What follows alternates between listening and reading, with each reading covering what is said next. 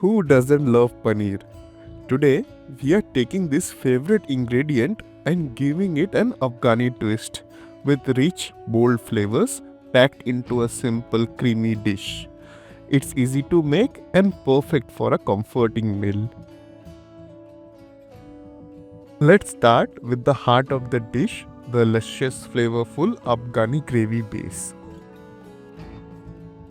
Heat some refined oil in a pan or a kadhai. Once the oil is hot, toss in roughly chopped onions and saute them until they turn translucent.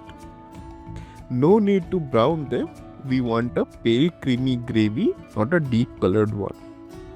Then add in roughly chopped garlic, ginger, a few green chilies for the heat, and lots of fresh coriander leaves. This will give our gravy its signature depth and fragrance.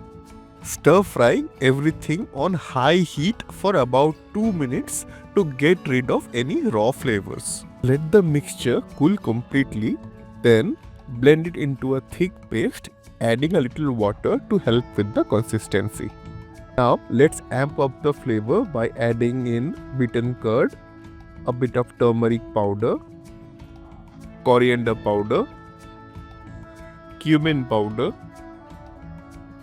and a dash of garam masala.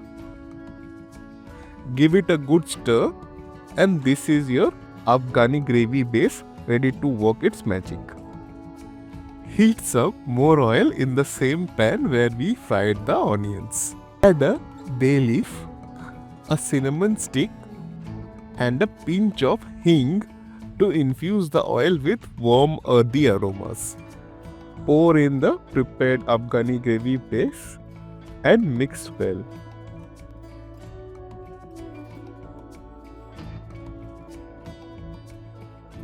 And do not forget to rinse out your blender with a bit of water and add that too.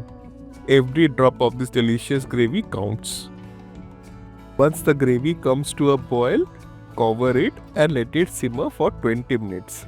The flavors will deepen and you will notice the oil is separating from the gravy. This means it's perfectly cooked. Then stir the gravy and remove the bay leaf.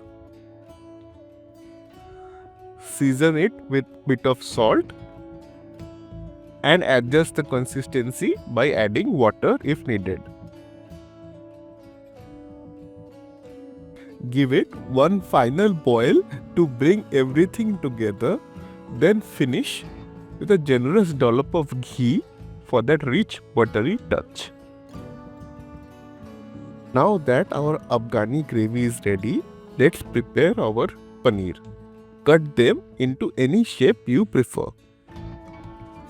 For the marinade, mix together ginger paste, garlic paste, black pepper powder, coriander powder,